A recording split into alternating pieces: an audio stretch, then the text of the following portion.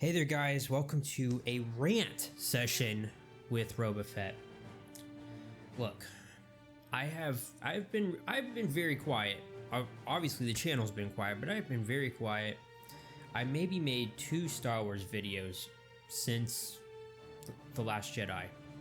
I made one going into it saying how worried I was, which I had every right to be, and I got berated in the comments.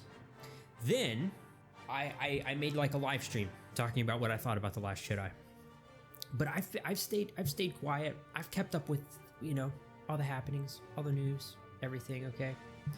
But just because I've stayed quiet doesn't mean that I've changed my opinions or anything.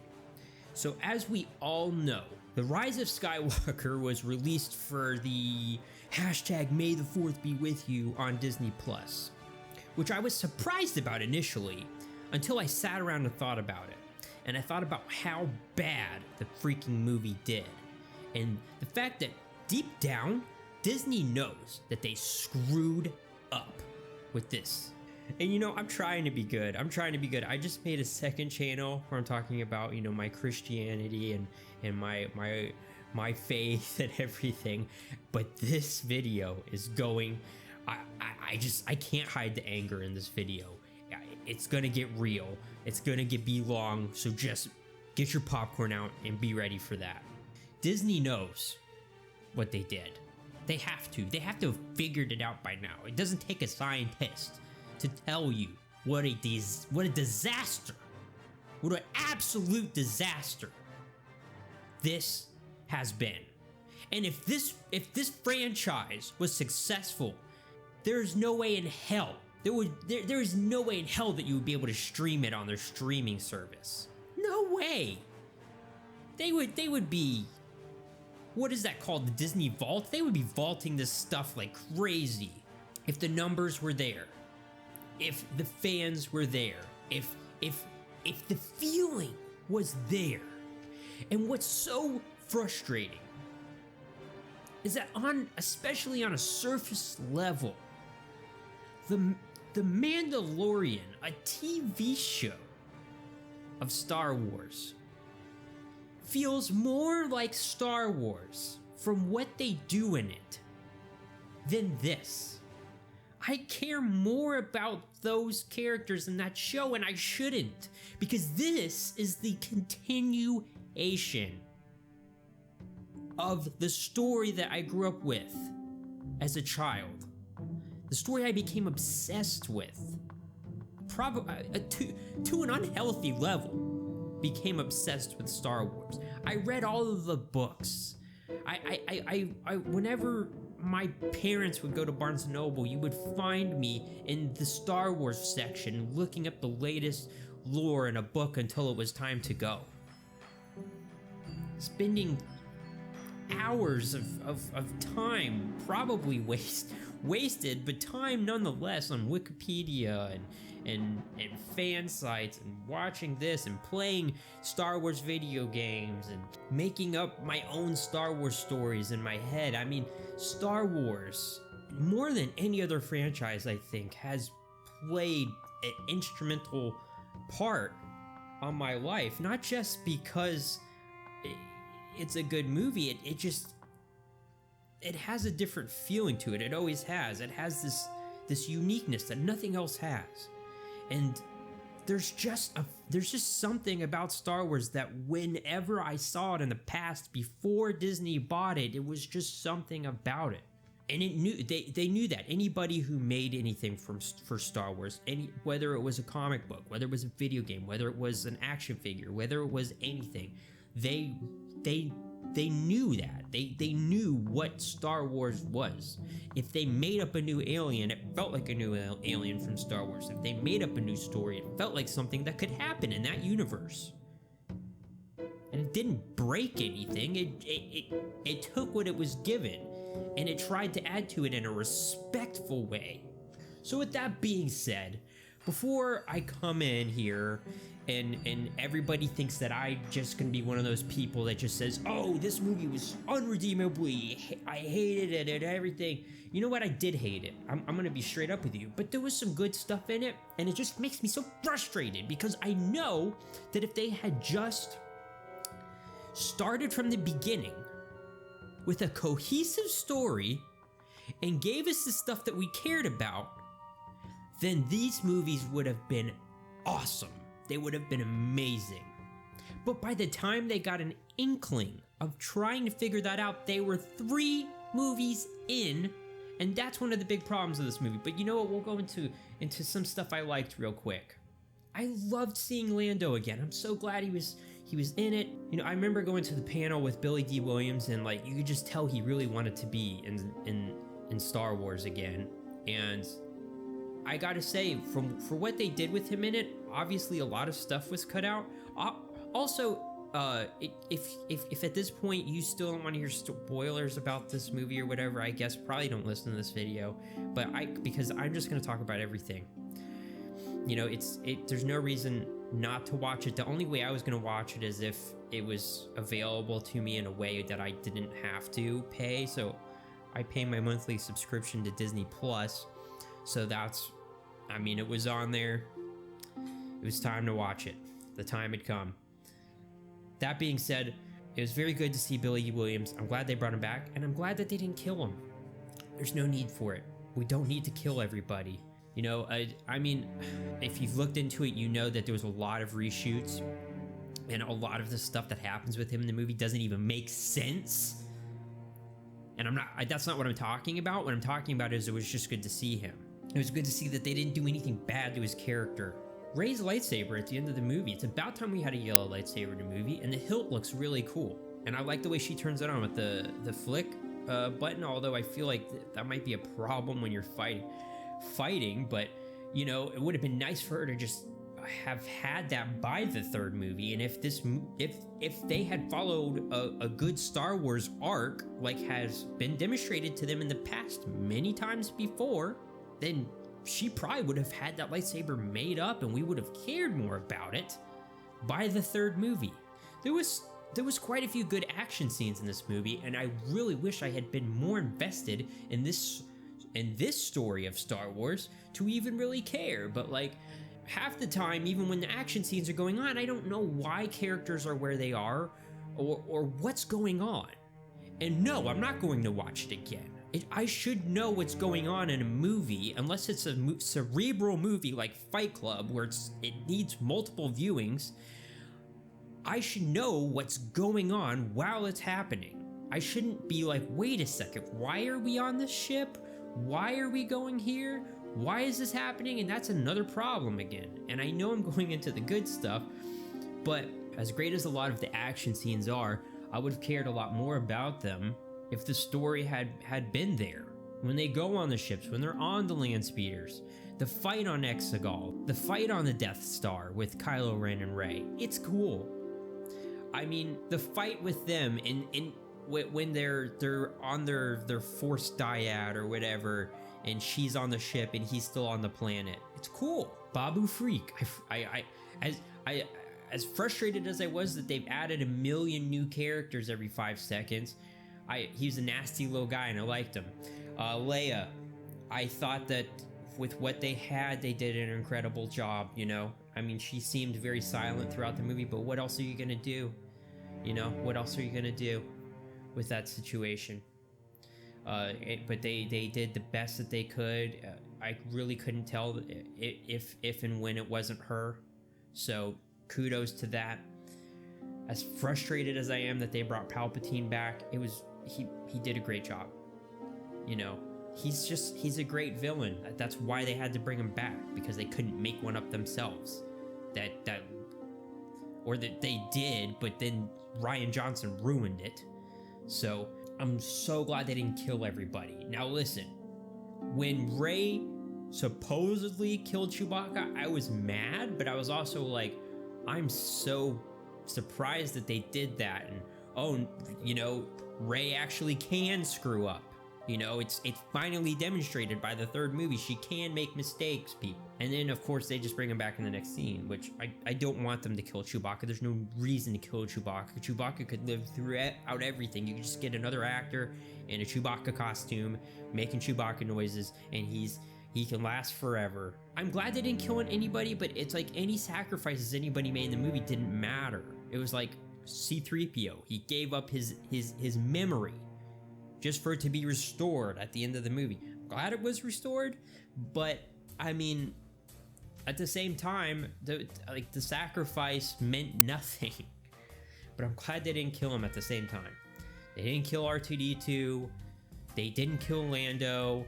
All the characters that they brought back. And they tried, I feel like they tried to be as respectful as possible to the ones they did, like Han Solo, Luke Skywalker, Princess Leia. More than the other movies, Kylo is much more intimidating and interesting in this movie. And if anybody has an interesting story arc throughout this entire trilogy, if you want to call it that, it's him.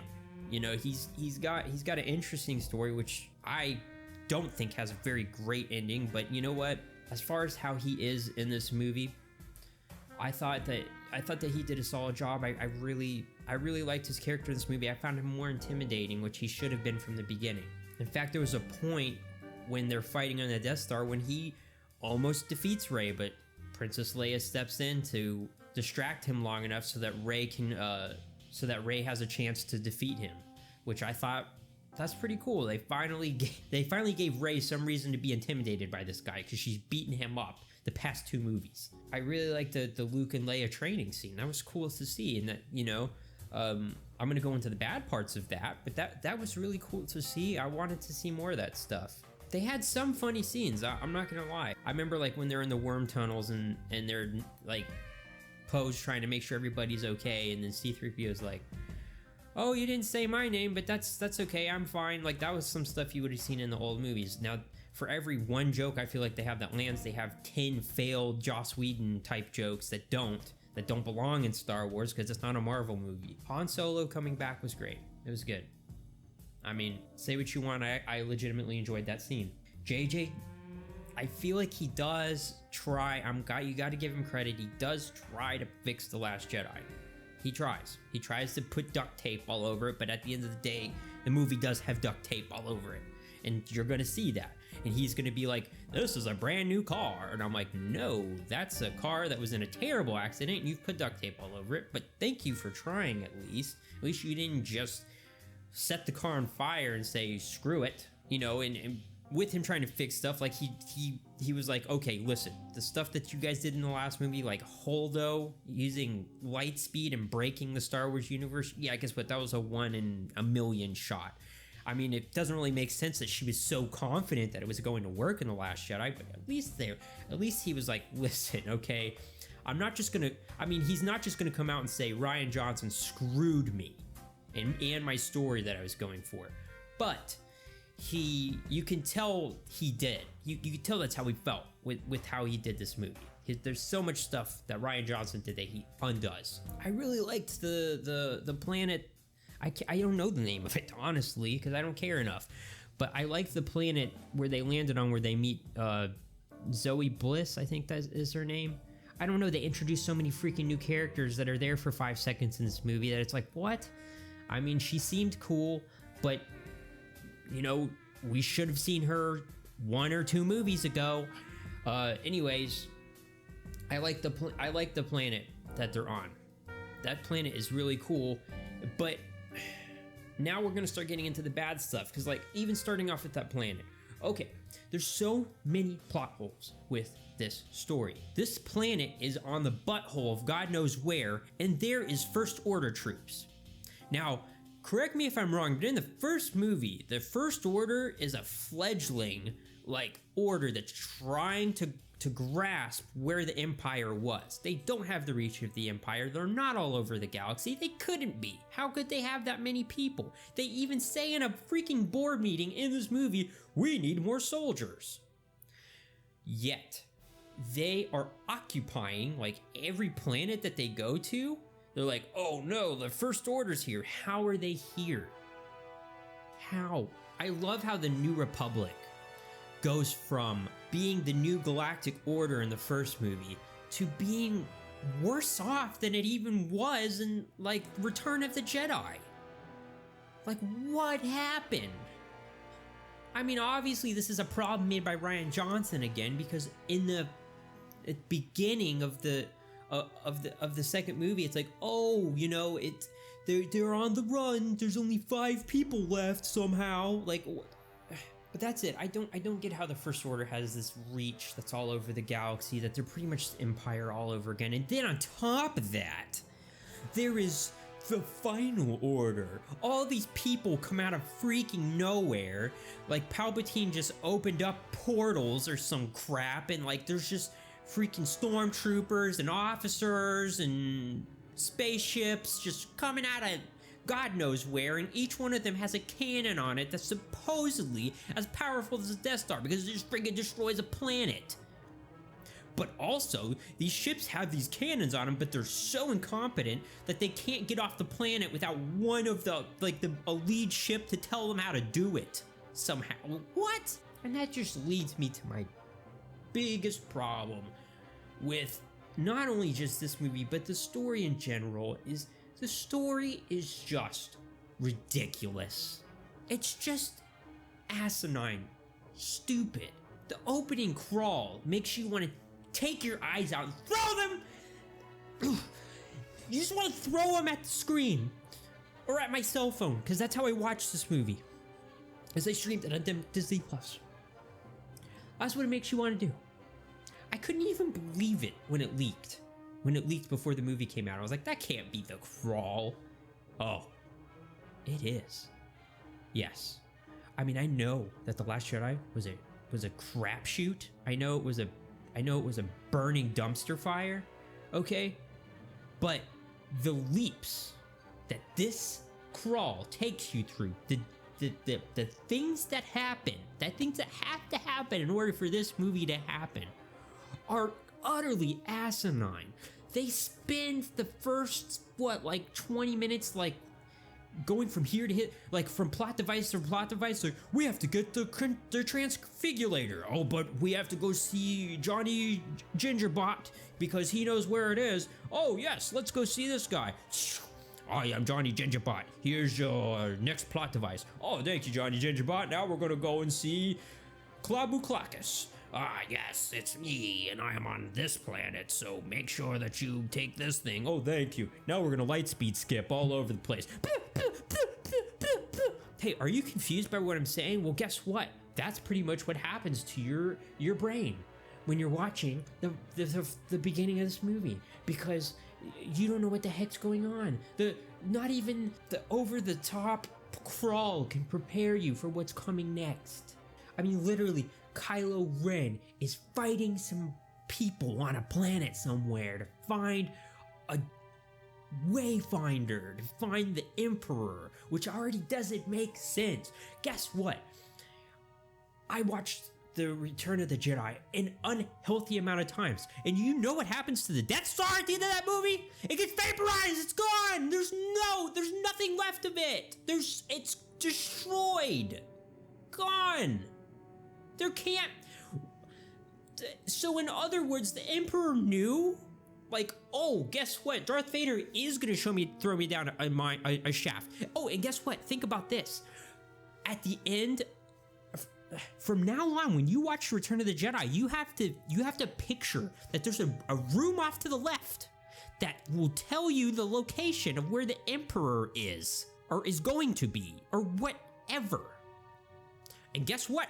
Forget Korriban, all you Star Wars fans out there who know what that is, the Sith homeworld, because there's another one called Exegol, where it's crazy, wacky, wild stuff happens, and all the Sith come back to life, and they sing in a gospel choir to the Emperor. And that's another thing that's just hilarious about the Death Star situation. I don't know what planet this is on, or how far it is away from Endor, or anything, but I guess none of that matters. What really matters is when Rey's walking through it, there's stormtrooper bodies, doors still work, stuff is still intact. Like I said, the thing freaking vaporized. There's nothing left of it. watch it explode again and again and again in the old movies. It makes no sense, but they do it anyway. And that's the whole problem with all of this. Nothing makes sense, but they just keep doing it. They just keep saying, oh, well, here's the plot thing. And they're like, oh, Poe, how do you know how to do this? Because the plot calls for it. Why else? Also this. Like, there was literally a line in this where, first of all, they're riding horses in Star Wars. Okay, whatever. They're riding horses, whatever. You know, you want to add horse monsters, fine. Well, that's the least of our problems. They're riding them on top of a ship, and Finn is proficiently riding one of these things, and he looks over to the girl who has now apparently replaced Rose Tico as his love interest. I mean, like I said, I know that we're undoing things. I know that we're undoing things from the last movie, but like, really? We're undoing it that much? But anyway, there's a new girl that replaced her that Finn likes now, and they're riding together off into the sunset to destroy the mothership or whatever. She's like, you're riding pretty well, something like that. He's like, ho ho ho, I had a great teacher, or vice versa. Something happens. So it's said, oh, I had a great teacher. When? What the heck are you talking about? When did you have a great teacher? What? Did I miss something? Was there all this time now for her to teach you how to ride a horse monster from Star Wars? Well, the plot calls for it. I mean, like, that happens so often in this movie. That the Wayfinders, the daggers, the fact that the Emperor's even alive, it's all just to push this dead story forward. This dead, lifeless piece of crap story that just wants to crap all over the characters that you've liked. And you know what? They could have done it to where you cared about these new characters. They totally could have. I care about the Mandalorian. I care about what's going on in his life. I could give a crap about what's happening here, okay?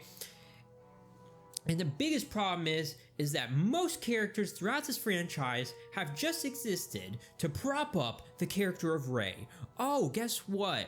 We're just really here to make you look good, including people that you really care about, like Luke Skywalker. Luke Skywalker has just been around to prop up Rey. They brought back Yoda from the dead to say how great Rey is in the last movie. And you know what? I wouldn't mind it. I don't mind her. I don't mind her.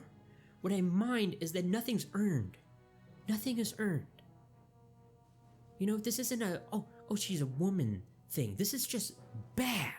Bad. If it was a sexism thing, I would love Poe. I would love Finn. I hate them all. They're all terrible. They're terrible. Because, and it's not their fault. It's the fault that they haven't had a chance. They weren't given a chance for me to like them. They were shoved down my throat. They were given to me in a way that said, listen, you know all that stuff that you're going to think is cool? Like Luke and Leia training? And seeing that stuff? And seeing Luke's Jedi Academy and all of that, you know, and Luke actually being a competent character? Guess what? Blech. Get that out of here. And by the way, here's this stuff. And especially in this movie, we are, like I said, we are introduced to a new character every 5 seconds.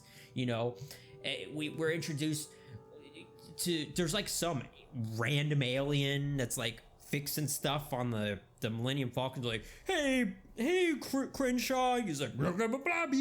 Then there's like, you know, oh, here's the guy that gives us the thing. Like freaking Mary from Lord of the Rings, and he's also in Lost is in this movie for some reason, to just stand in the background and be like, wow, there's holograms and stuff.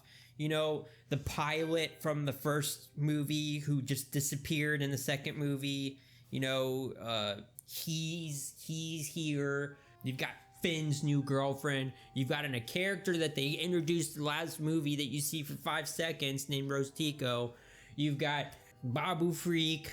I mean, as much as I like him, he just comes out of nowhere. You've got this new robot, as if BB-8 wasn't infuriating enough because he just shoves R2-D2 in the background. You've got another one to sell toys. They're like, oh, guess what? Now we've got another robot that is #MeToo's anybody who wants to try and touch him. He's like, oh no, please. I said no. No means no. Don't touch me. No means no. I'm like, what? What is this robot? And I'm sorry, but like the little one, like the RT units and stuff, it's weird to make them speak English. It's never been done before. Why are we starting now? What is this thing? Why is it in the movie? Why? Why? Then we got, like I said, Finn's new girlfriend, who was supposed to be Lando's daughter, but they reshot the movie, but then left the scene in at the end, where he's like, where are you from? And she's like, I don't know, where are you from? And he's like, well, let's find out. And it looks like they like want to screw each other, and I'm like, well, that's gross, because apparently they're mother-daughter. Also, you guys have set up Finn to like her, and then they also left scenes in where Finn is trying to tell Rey that he loves her, but that never happens. That just gets forgotten about. And it's even brought back up by Poe, who's like, hey, what were you going to tell Rey? And he's like, let's not talk about it. And here's the thing. Here's the thing that frustrates me more than anything, is the people that have enabled this. The people that have come and said, oh, no, this was a cohesive story the whole time. No, this is the way it was supposed to be. No, okay, you don't have a million reshoots when this is the way it was supposed to be. Okay, you don't have what's happened in this franchise happen. Okay, the last movie broke so many things that it made this movie impossible to fix. Especially with what they did. You can't introduce a million different characters and a million different stories. And by the way, I don't know if you guys have noticed this, but this is really the first movie that this group actually has a dynamic together, which also makes you care about it even less. Because in the original movie, Han, Luke, Leia, Chewbacca, C-3PO, R2-D2, all these characters have a dynamic from the very beginning. And even though they're separated in Empire Strikes Back, those relationships are there. And there's points in that movie where they get to interact with each other. Lando is brought in a very thoughtful and intentional way in the original movies, you know. And there's ways you can introduce new characters. There is, like General Grievous, you know. There's ways that you can bring new characters into the fold without throwing up all over me. That's what this movie is. It's an exposition fest to fix what the other two movies should have spent time doing. And the device that the Emperor's been trying to build since freaking Geonosis, apparently, the Death Star.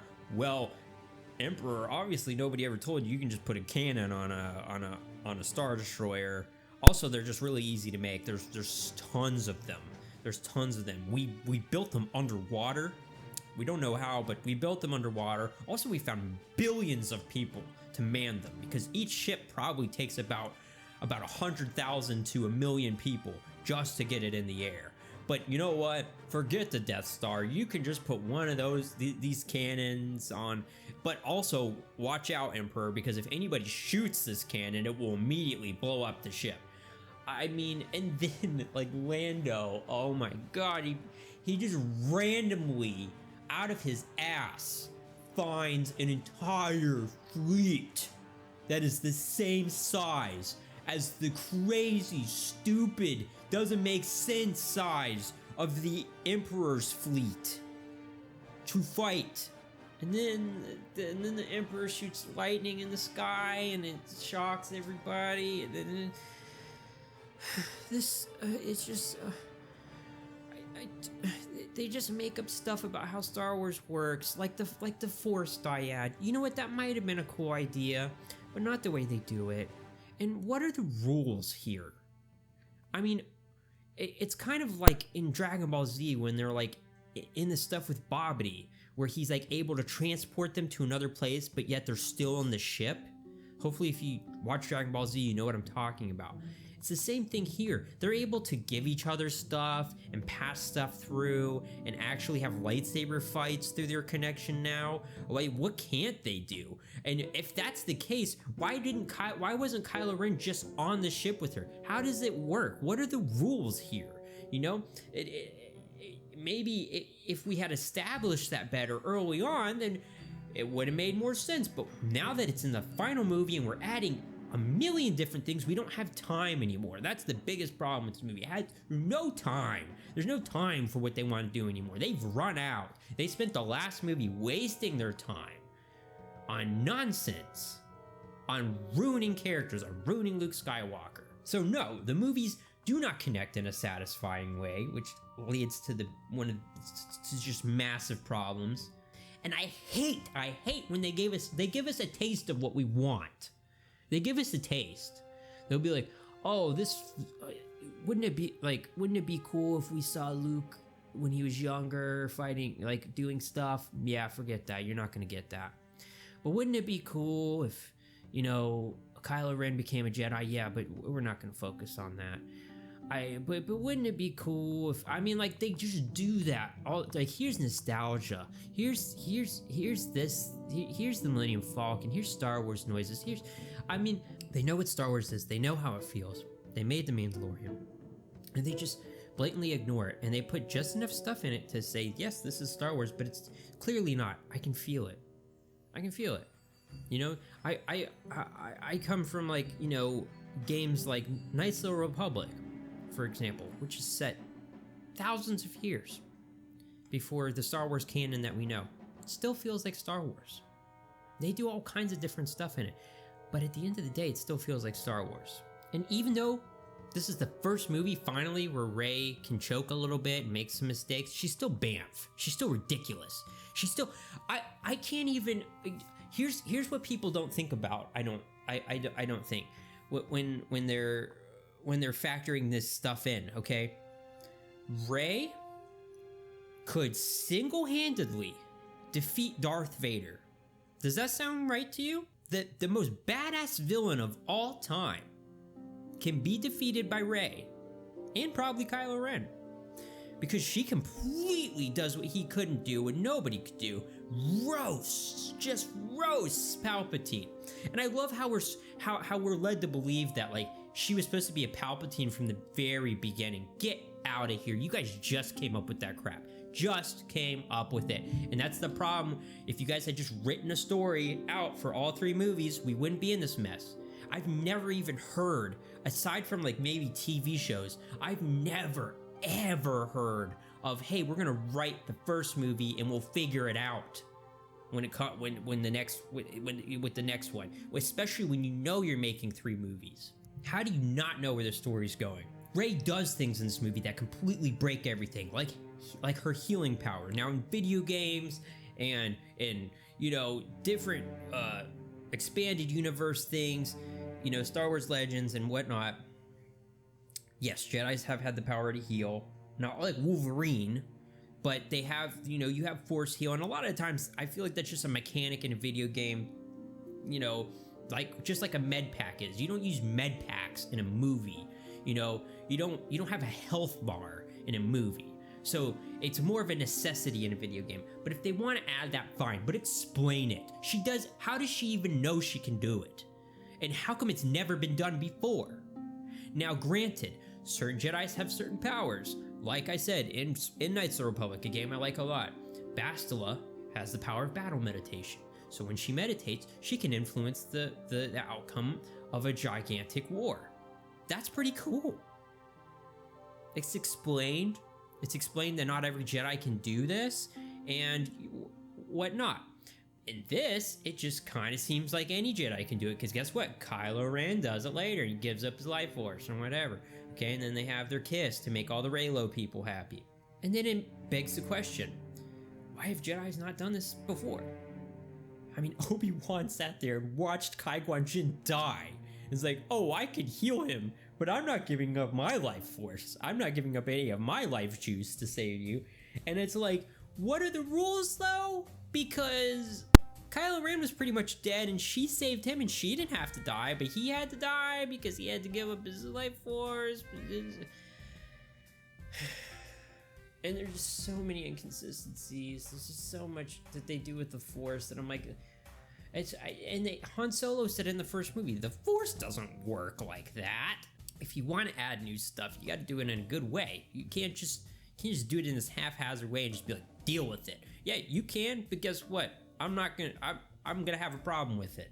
And that very idea that these characters, these new characters that aren't given very much, that are just written so badly, and part of the reason they're written badly is because they're not fully thought out. The fact that the thought that they can hang with any of the original characters in any capacity just infuriates me to think about. The fact that they want to sit there and compare Han Solo to Poe Dameron. They're not even close. Han Solo all the way. They want to compare Luke Skywalker to Rey. They want to compare Kylo Ren to Darth Vader. Get out of here. I swear, if you're going to make new characters, you have to make them just as intimidating, just as impressive, or better, and they don't even come close. And then they have to bring back an old character like Palpatine to patch everything up. They have to be like, listen, we were so bad at writing new stuff that we killed our main antagonist in the second movie, and they realized it was a mistake and had to bring back the Palpatine. We had to bring him back just to try and fix this. And actually, it just ruins everything. Luckily, I have the mindset of I'm just going to ignore these. To me, these are Alien 3 and Alien 4. To me, this is Rocky 5. It never happened. I don't care about it. And with that, I can sleep at night when it comes to Star Wars, because otherwise I would just be in an unbridled rage as a Star Wars fan about this. Bringing back Palpatine breaks everything. I mean, what did Luke do? What did Han Solo do? What did Princess Leia do? What did Lando Calrissian do? What did any of the original characters do? What just put it off for a little while? That's great. That's epic. You made the most epic trilogy of all time a footnote to your crappy one. So luckily for me, I'm just gonna turn it off. I'm gonna say, you know what? This is a nice fan fiction, JJ. Have fun with that over there, okay? And that's the nice thing at the end of the day. You can do that. You can do that. And you know, even the new character I did care about somewhat, Kylo Ren, he gets completely backhanded and roasted. He just gets thrown down a shaft. The grandson of Darth Vader, who should have just as much of a stake in fighting the Emperor, who has apparently manipulated him his entire life, and then Rey just roasting the Emperor, the most terrible villain of all time, it only exists so that this character can fulfill her story arc. Luke Skywalker has to end his story arc in shame and misery just so that she can be lifted up. I could honestly care less. That's the way I feel. There was certain parts where I would forget. I would take it personally. I'd be like, you are, you know, and that's the problem I think with a lot of us Star Wars fans, is we personalize everything. We personalize Star Wars, and it's really not personal to us, you know, because it's for everybody. But I do at certain points I take it personal. I'm like, you're messing with something I care an awful lot about. So I have to, as a Star Wars fan that doesn't like these movies, I have to turn that off. This is what I'm going to say to anybody who's a Star Wars fan and watches these movies. I have to turn that part of myself off. And I just have to say, this is what it is. And the saddest part of it, though, is that this affects anything else that's going to happen in the future with Star Wars. The Mandalorian's going to be affected by this, because it's going to have to lead into stuff that I don't care about, inevitably.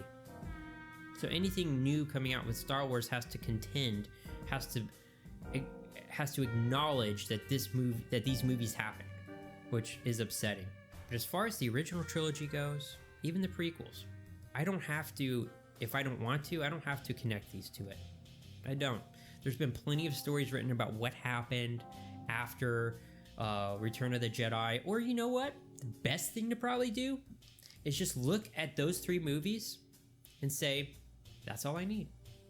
I don't need to know what happened afterwards, okay? I don't need to know that Luke Skywalker just gave up on the Jedi Order and just became a smelly old man on a planet somewhere. I don't have to acknowledge that Han Solo just became a derelict drunkard dad that just decided to go back to smuggling and just being a scoundrel. You know, I don't have to picture that Leia had to go off on her own and her and Han Solo don't stay together. I don't have to accept all of that. I don't. And that's something personal for each one of us. If you like these movies and you want these to be your hashtag Star Wars, then they're your movies. But for somebody who's consumed Star Wars media my entire life, I abhorrently hate these movies. I think they're terrible as far as Star Wars is concerned. I think they're very harmful as far as Star Wars is concerned. And I think that Star Wars as a franchise is in trouble. And I don't really have to prove that, because it's being proven by the very fact that they've put these movies to stream on their streaming service. You don't put a movie that just came out 4 months ago that should be having record DVD sales on a streaming service unless you know that it's an utter failure. I mean, this isn't some straight to DVD franchise. This isn't, Fox and the Hound 5. This is Star Wars. And unfortunately these days, because of these movies and the way Disney has treated it, it means very little. And at the end of the day, I know I'm not the only one that feels this way, and I know that this has divided the fan base, and sure, some of the fans were never going to be happy with anything, but you could have made the majority of them happy just by doing stuff like what The Mandalorian does, and just being respectful at the end of the day. And I know this movie tried to end on a great note with all the characters, Han Solo and Luke Skywalker, and I think that they did land on a good note with Carrie Fisher, with Princess Leia, but this movie tries to do it, but it was just too late. It's too late. Anyway, guys, I could go on more, but this video is already so long, and I'm so exhausted, and I don't want these Star Wars movies to take up any more of my time anymore. There's entire channels that have dedicated their entire existence, I feel like, to just talk about how horrible Star Wars is now, and I'm not going to give Disney that. For me, Star Wars, the original Star Wars, is always something that's going to be very, very special to me, very close to my heart. Something magical. Something, like I said, that just doesn't exist. And, it doesn't matter what Disney does. It doesn't. It doesn't matter what they do in the future with this franchise. The House of Mouse can freaking piss all over it. In the next movie, like, they could literally just have Luke's Force Ghost in front of Mickey as he pulls his pants down and literally just downpours all over Luke's face. I don't care anymore about Disney Star Wars. I'm done with Disney Star Wars. I will continue to watch The Mandalorian. I hope that they continue to do a great job with that show, but otherwise, I could really care less.